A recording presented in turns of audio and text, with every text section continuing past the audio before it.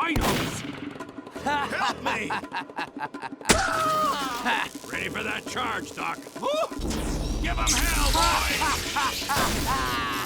Dominated, short pants!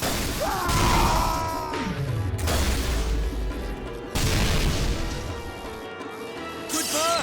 Thanks! Heads up! That was a recreation of a competitive tf2 medic clip where our scout dies as I'm trying to heal him because he pushed in a little too deep. An engineer of horrible aim underestimates my willingness to go for a melee kill, which gives me enough uber to ubercharge our soldier, who kills half the enemy team and leaves the rest running, resulting in a point capture. I then die roughly 30 seconds later to a snipe I didn't notice, but we still won the game thanks to that uber.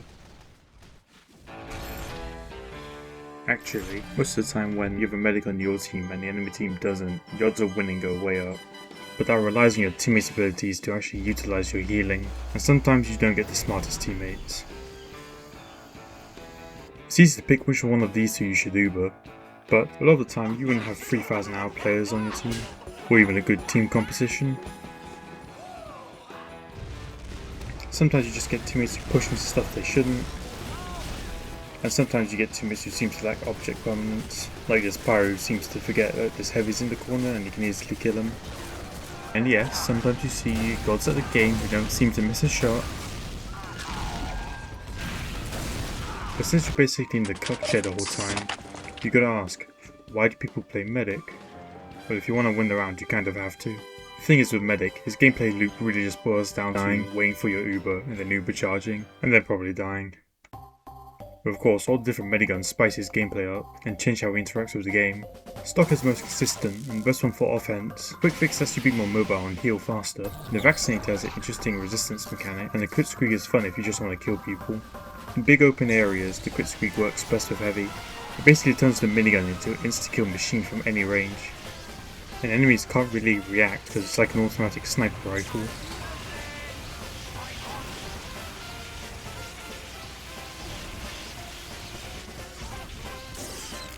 Explosive classes are far better in close quarters combat because the enemies can't run away when they're trapped in the corridor with you. The quick fix allows you to move fast and heal fast. However, the supercharge can leave a false sense of invulnerability and you can become easy picking.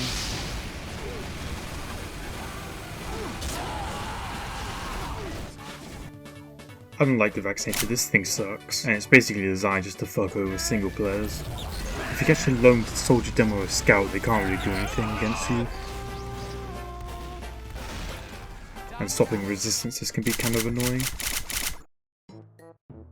I require assist. Way to go! When you play medic, you'll be targeted a lot. Because you're probably one of the only consistent healers for your team around the map, enemies are going to target you down, and they'll probably sacrifice their own life to make sure that you die. Yeah, you could easily punch their overextending with a good melee battle, but it usually requires a lucky crit in order to win the fight.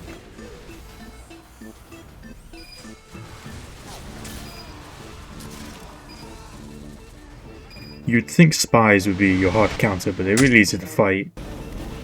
Yeah, they can try all the trick stabby shit, but if you know what you're doing, they probably won't be a problem. Because you're usually in the back lines, behind your teammates, you can spot spies before they can. And because spies usually just think that you're a defenseless medic, they don't really try that hard to kill you. And sometimes you just run into them and they die.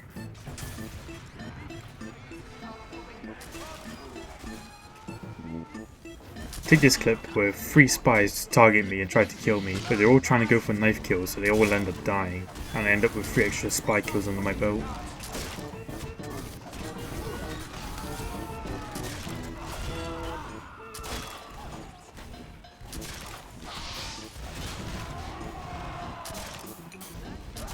The only spies that I worry about are these 500 ping CO interrupt spies.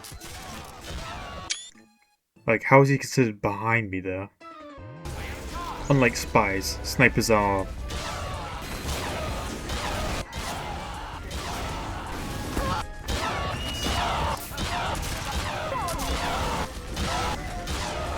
not as easy to counter. Snipers will fuck your day up. You can't really fight back. If you don't notice the sniper dot in time, or you don't see the 4 pixels on the monitor change colour, you're dead. The medigun doesn't deal any damage, and you can't use your melees, so how are you supposed to deal ranged damage? That's where the Crusader's crossbow comes in. I love this thing. Makes all the syringe guns look like trash. It's very useful for burst healing and healing your teammates who are just out of your medigun's range.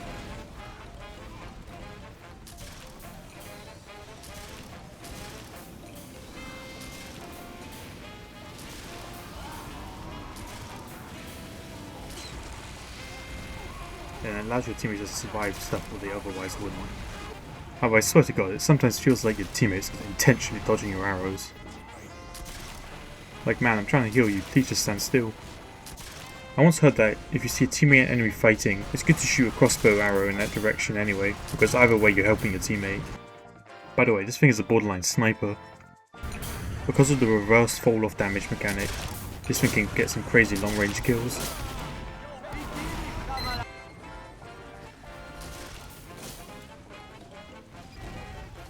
It's also good to just shoot enemies in general, you never know when one might be low.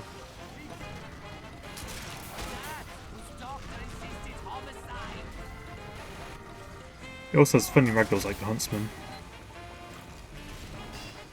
I mean, the crossbow is basically just a Huntsman with a medkit strapped onto it. It even has the same bullshit thing where you don't even know who you just killed. Sometimes when you're standing in the back lines, the game can feel a bit boring, and sometimes you can just feel like a dispenser. Actually, that's kind of what medic is, a dispenser with legs. Some people play because no one else will, some people want to heal their teammates, and some people just want to win the game. Just don't be like this guy. Heavy.